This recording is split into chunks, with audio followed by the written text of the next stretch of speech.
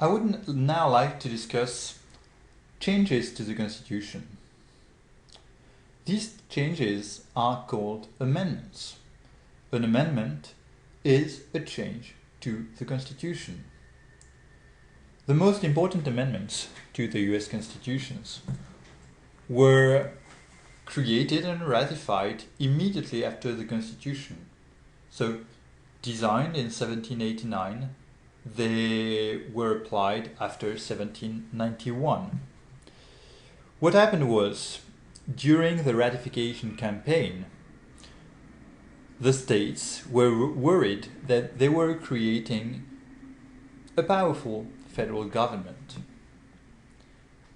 And supporters of the Constitution agreed to create a document which would clarify things, which would guarantee the rights of the people and the rights of the states.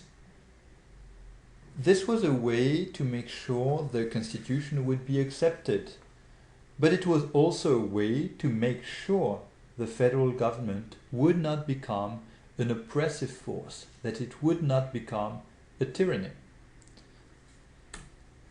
I'll just go over a few of these 10 amendments, starting with the first, which is probably the most famous and probably one of the most important amendments today if we think of the US Supreme Court.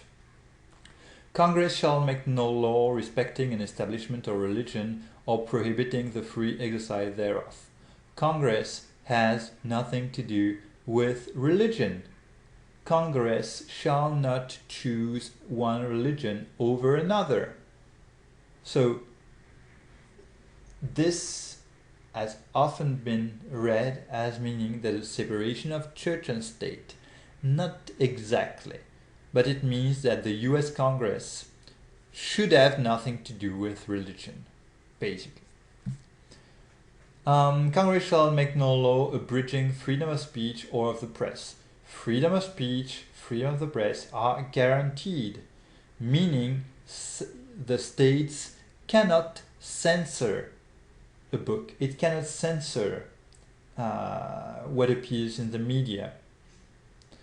And Congress shall make no law abridging the right of the people peaceably to assemble. So the idea that if you are not going to cause trouble, then you have the right to say whatever you want and you have the right to demonstrate peacefully. Again, this is something Americans know. The First Amendment does not cover burping, is what Bart Simpson's write on the blackboard in this Simpsons episode. Americans are familiar with the text, not just with the principles, but with the text. They know what the First Amendment is. Second Amendment, a well-regulated militia being necessary to the security of a free state, the right of the people to keep and bear arms shall not be infringed. People have the right to bear arms, which is often translated nowadays as people have the right to have guns. This is not exactly what the Second Amendment meant. A well-regulated militia being necessary to the security of a free state. What does that mean? It can mean several things, but it probably meant that the framers of the Constitution and the Bill of Rights thought that it was necessary for the people to have weapons in order to overthrow the revolution if necessary. Remember, this was right after the American Revolution, and they were creating a powerful state. So they wanted to make sure that another revolution could happen if it became necessary. As I said, nowadays it's used mostly by organizations which state that the right to have weapons, to have guns, is guaranteed by the Constitution. And you can watch a video after this lecture. You can watch a video by the NRA, the National Rifle Association, which makes use of the Second Amendment and of other national symbols in an advertisement to reaffirm the right of Americans to have weapons, to have firearms. Amendments 3 to 8, judicial protection, protection against cruel and unusual punishment, such as the electric chair, maybe? Yeah, such as the electric chair, maybe. Some opponents to the death penalty have argued that most of the methods being used to put prisoners to death are cruel and unusual, and as such forbidden by the Constitution. This is one of the angles used by these people to fight against the death penalty. The 9th and 10th Amendment guarantee the right of the people and the right of the states by saying if it's not enumerated, listed in the Constitution, then it's a power, it's a right the US government does not have. So guaranteeing that people retain their rights, that the states retain their rights. So the Bill of Rights was ratified in 1791, 10 amendments all at once in a block. Since 1791, there have been only 17 more amendments, so they are rare. It's a slow process. And of course it's a slow process because the Constitution defines the rules of the American political system. And you don't want to make it too easy to change the rules. If you're playing poker against someone, and that someone suddenly changes the rule, you will not agree. You cannot change the rules unless everyone agrees. And this raises another question. Amendments change the Constitution, but the Constitution is a national symbol. So what Constitution is that? Is that the historical document from 1787, or is it the document as modified by amendments? And nobody knows for sure.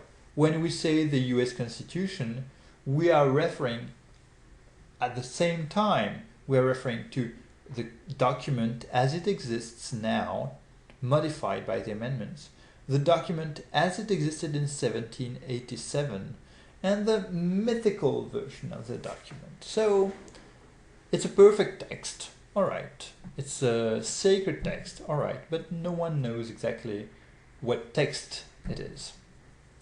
So how do you create an amendment? It's difficult. It's difficult because it has to be approved by the federal government, then by the states, as part of the Federalist Compromise. In Congress, the legislative branch, the amendment has to be approved in the two chambers, the House of Representatives and the Senate, with a 2/3 majority. Then, an amendment has to be ratified by 3/4 of the states. So not only is it difficult, but it's very slow as well. It's very slow. It can take up to 10 years to ratify an amendment. And this is one of the reasons why it does not happen all that often. It is meant to be difficult, and it is difficult. I've just been mentioning a few noteworthy amendments. A series of amendments having to do with slavery and discrimination. 13th, 14th, 15th, 24th. 13th and 14th amendments were ratified immediately after the Civil War, la guerre de sécession en français. So the Civil War, 61-65, and immediately after the Civil War, slavery was abolished and citizenship was redefined. So this is what you have in the 13th and 14th Amendment. Then, a few years later, it was necessary to guarantee the right to vote, 15th Amendment. It made it more difficult for the states to prevent former slaves from voting. And finally, 24th Amendment, again, a way to force the states to accept black voters, because the people who did not pay their taxes could not vote in certain states. So the poor could not vote, and the poor were blacks, so black people could not vote. So 24th Amendment, 1964, during the Civil Rights Movement, the 24th Amendment changed that. Other noteworthy amendments: 19th Amendment from 1920, giving women the right to vote, so an important step. And 1951, limiting the president to 2 terms. So president can only be elected twice.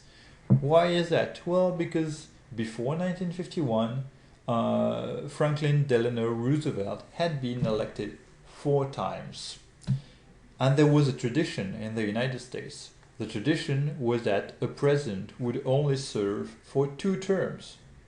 That's what George Washington, the first president, did. So it was a tradition, but it was just a tradition. And after 1951, the Republicans turned it into an amendment. They changed the rule. They transformed the tradition into a rule. And this concludes my overview of the US Constitution, its history, its content, its changes over the year. What I'm showing you right now as a conclusion is a map. Why a map? Well, because it's important to know the United States. It's important to know the geography. It's important to realize that New York, Washington, D.C., Los Angeles are just very small parts of this huge territory. It's also important to know that Washington, D.C., the District of Columbia, is a place which does not belong to any state. The District of Columbia is a small portion of land which was created to install the federal government. And only for that. So it's not part of a state. It's outside of the states. It's part again of the federal compromise. You could not give the federal government to a state because it would have disadvantaged the others. And it's also important to know what Washington DC looks like, how it's organized.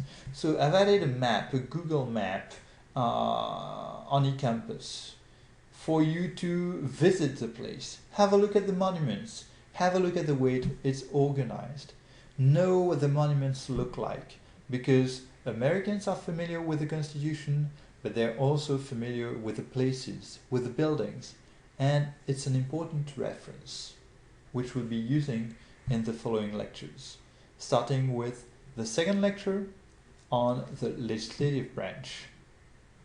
Thank you.